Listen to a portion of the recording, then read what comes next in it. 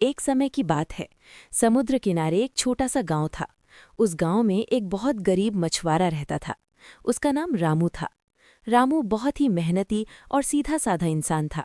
वो रोज सुबह जल्दी उठकर अपनी छोटी सी नाव लेकर समुद्र में मछली पकड़ने जाता था। जो भी मछलियां मिलती उन्हें बाजार में बेचकर वो अपने घर का गुजारा करता था। रामू की एक प्यारी बेटी थी जो अब बड़ी हो रही थी। एक दिन उसकी पत्नी ने चिंता भरी आवाज में कहा, सुनो जी, अब हमारी बेटी शादी लायक हो गई है। हमें उसकी शादी करनी है। थोड़ा ज्यादा मछलियां पकड़ कर लाओ ताकि कुछ पैसे जमा हो सकें। रामू ने सिर हिलाकर कहा, ठीक है, मैं कोशिश करूंगा। अगले दिन वो हमेशा की तरह अपनी नाव लेकर समुद्र में चला गया। समुद्र शांत था और हल्की हल्की हवा चल रही थी। रामू ने अपना जाल समुद्र में फेंका। कुछ देर बाद जब उसने जाल खींचा तो वो देखकर हैरान रह गया। जाल में बहुत सारी मछलियां फंसी हुई थीं। रामू बहुत खुश हुआ। उसने सोचा आज तो बहुत अच्छी कमाई हो जाएगी। तभी जाल में फंसी एक मछली अचानक बोलने लगी। वो बहुत ही दुखी आवाज में बोली, कृपया मुझे छोड़ दो, मेरे छोटे छोटे बच्चे हैं। अगर मैं मर गई तो वे भूखे मर जाएंगे। वे अभी बहुत छोटे हैं। रामू ये सुनकर चौंक गया। उसका दिल बहुत दयालु था।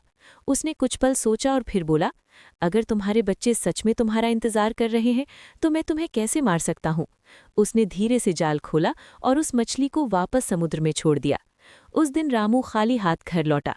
जब उसने अपनी पत्नी को सारी बात बताई तो उसकी पत्नी बहुत गुस्सा हो गई।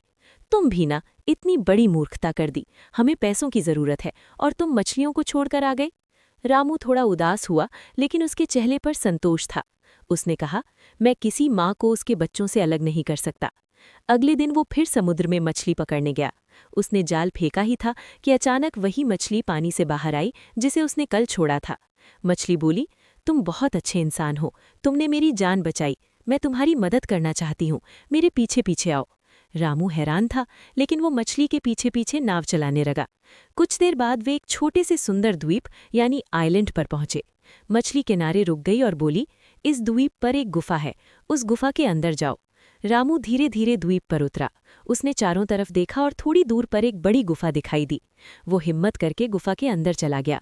जैसे ही वो अंदर पहुंचा, उसके होश उड़ गए। गुफा के अंदर चारों तरफ सोना, चांदी, हीरे और जवाहरात का बहुत बड़ा खजाना रखा हुआ था। चमकती हुई रोशनी से पूरी गुफा जगमगा रही थी। रामू की आंखों में खुशी के आंसू आ गए।